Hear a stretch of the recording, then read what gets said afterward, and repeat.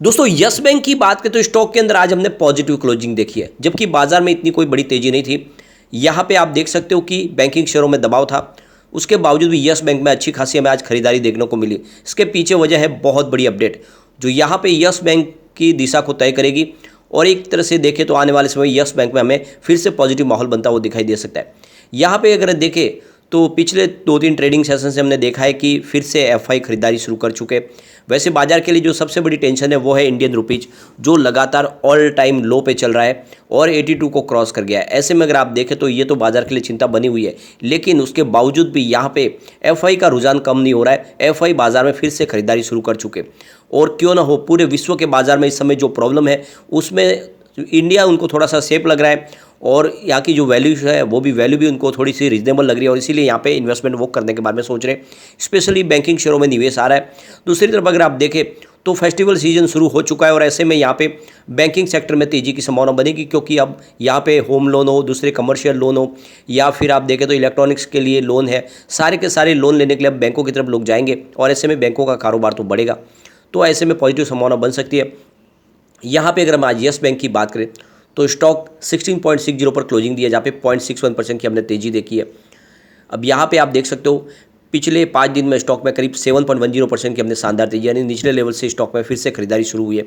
इसके वॉल्यूम को देखें तो पिछले 1 महीने पहले इसका 13 करोड़ का वॉल्यूम था, 4 करोड़ की डिलीवरी उठाई गई थी। 1 वीक पहले 11 करोड़ का वॉल्यूम था और 3 करोड़ की डिलीवरी उठाई गई थी। कल 17 करोड़ भी इसका वॉल्यूम था और 4 करोड़ की डिलीवरी उठाई गई थी, यानी कल काफ़ी ज़्यादा वॉल्यूम था। आज वॉल्यूम में कमी है, 7 करोड़ का ही वॉल्यूम हुआ है। पूरे बाजार की अगर हम बात करें तो यहाँ पे आप देख सकते हो निफ्टी 50 17,314 के स्तर पर क्लोजिंग दिया है, जहाँ पे 0.10% की गिरावट है। तो गिरावट है लेकिन मामूली सी है, और इसके पीछे वजह है profit booking.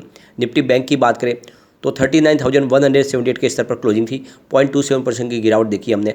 Nifty PSU bank की बात करें तो 3019 के स्तर पर 0.23% की गिरावट है।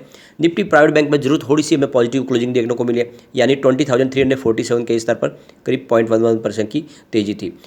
यहाँ पे जो लेटेस्ट अपडेट निकल के आ रही है, एमडी और सीईओ के पद पे प्रशांत कुमार की फिर से अपॉइंटमेंट हो चुकी है, और इसको आरबीआई ने अप्रूव कर दिया है। ये लेटेस्ट अपडेट है। यहाँ पे यस बैंक की तरफ से एक्सचेंज को जानकारी दी गई है कि प्रशांत कुमार फिलहाल यस बैंक को छोड़ के कहीं और पे भी कोई सेवाएं नहीं दे रहे, यानी वो कहीं पर भी कोई डायरेक्टर के पद पे नहीं है, नहीं कहीं और किसी पद पे है। यानी पूरी तरह से उनका जो फिलहाल पूरा का पूरा ध्यान है वो सिर्फ यस बैंक के प्रति है, और यस बैंक के प्रति ही वो आगे बढ़ेंगे। जैसे कि यस बैंक का जो रिकंस्ट्रक्शन का जो पीरियड था वो पूरा हो चुका है, और इसके बाद में प्रशांत कुमार की सेवा भी समाप्त हो रही थी। तो ऐसे में आरबीआई की तरफ से उनको 3 साल के लिए फिर से उनकी सेवाओं को बढ़ाने का यहाँ पे एक तरह से देखें तो उनकी तरफ से इस अनुरोध को मान लिया गया है, और आरबीआई ने उनकी जो मांग थी यस बैंक के बोर्ड की, उसको मानते हुए 3 साल के लिए प्रशांत कुमार को फिर से रीजॉइनिंग करवा दी है। यानी आने वाले 3 साल तक प्रशांत कुमार ही एमडी और सीईओ रहेंगे यस बैंक के, क्योंकि यस बैंक ने जो काम किया है वो वाकई काबिल तारीफ़ है।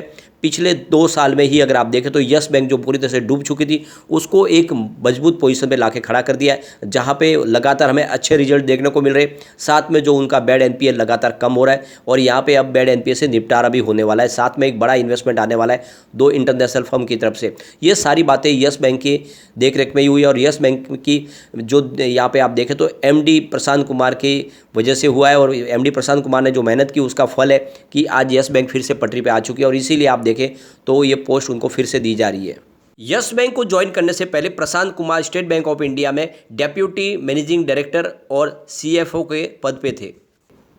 एसबीआई में उनके कामकाज को देख के ही उनको यस बैंक की कमान सौंपी थी, क्योंकि उनको पता था कि ये जो काम है, जो टास्क है, काफ़ी ज़्यादा हार्ड है, और इसको पूरा करने के लिए एक काबिल आदमी की ज़रूरत है। और ऐसे में प्रशांत कुमार का जो सिलेक्शन हुआ वो बिल्कुल सही रहा, और आने वाले समय में यस बैंक में और मजबूती आती हुई दिखाई दे सकती है प्रशांत कुमार की वजह से।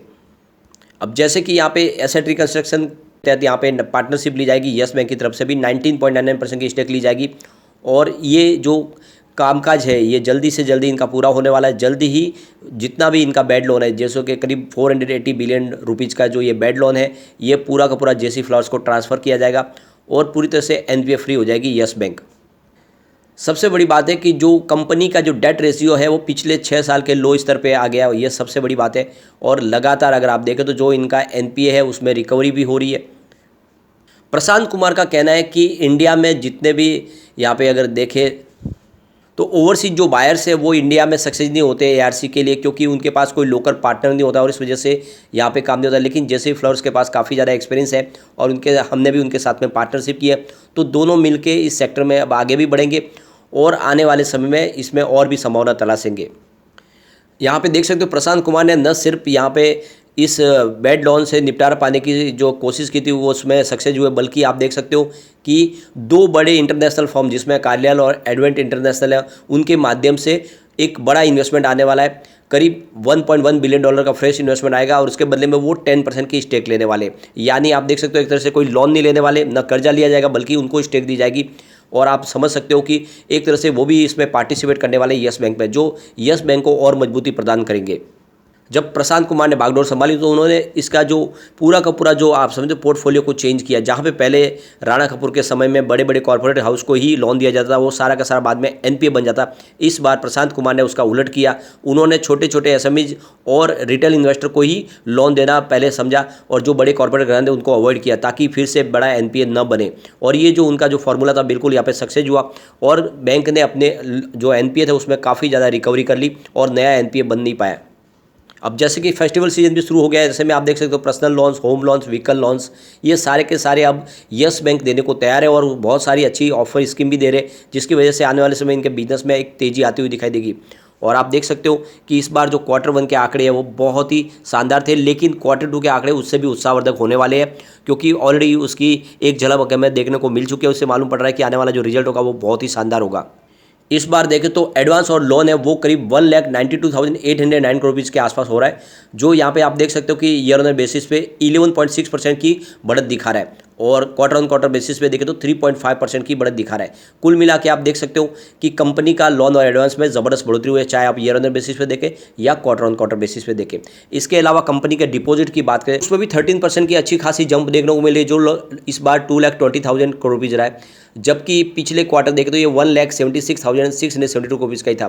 तो यहाँ पे ईयर ऑन ईयर बेसिस पे 13% की जंप है और क्वार्टर ऑन क्वार्टर बेसिस पे भी 3.5% की जंप देखने को मिल रही है। इसके अलावा कंपनी का करंट अकाउंट और सेविंग अकाउंट की बात करें तो उसमें भी 19% की शानदार जंप है, जो इस बार 62,073 करोड़ रुपीज़ रहा है। पिछले बार ये देखें तो ये 52,029 करोड़ रुपीज़ था और क्वार्टर ऑन क्वार्टर बेसिस पे भी 4% की जंप देखने को मिली है। तो आप देख सकते हो कंपनी का डिपॉजिट, कंपनी का लोन और कंपनी के CASA में सब में बढ़ोतरी देखने को मिल रहा है। ओवरऑल आप देखें तो इस बार जो Q2 होगा वो बहुत ही शानदार होगा और बाद में यहाँ पे जो तेज़ी होगी उसको कोई रोक नहीं पाएगा। अब सबसे बड़ी बात यह है कि कम्युनिटी सर्टिफिकेट स्टॉक के साथ बना हुआ है, 79% बाई की कॉल है, 16% सेल की कॉल है, 5% होल्ड की कॉल है। यहाँ पे आप देख सकते हो 100 में से 84% उसको भी लेना पसंद करें। एक बार इसके पिवोट लेवल को चेक कर लेते हैं तो यहाँ से अगर गिरावट होती है तो 16.22 का फर्स्ट सपोर्ट है, ये टूटा तो 15.93 तक स्टॉक जाएगा और नीचे गया फिर 15.62 तक जा सकता है। लेकिन अगर पॉजिटिव माहौल बना तो 16.82 का फर्स्ट रेजिस्टेंस है, इसको पार करते ही 17.13 तक स्टॉक जाएगा और ऊपर गया फिर 17.42 तक जा सकता है। कुल मिला के आने वाले समय इसकी अच्छी खासी तेजी बन सकती है। तो निवेश को बनाए रखें, कम से कम 2 से 3 साल दीजिए, यस बैंक आपको बिल्कुल मालामाल कर देगी। लेकिन फ्रेंड, कोई भी इन्वेस्टमेंट करने से पहले अपने फाइनेंशियल एडवाइजर से बारे में ले ले या अपना खुद का रिसर्च करें, क्योंकि मैंने वीडियो आपके एजुकेशनल पर्पज़ के लिए ही बनाया। वीडियो पसंद आए तो लाइक शेयर जरूर कीजिए और चैनल को सब्सक्राइब कर दीजिए।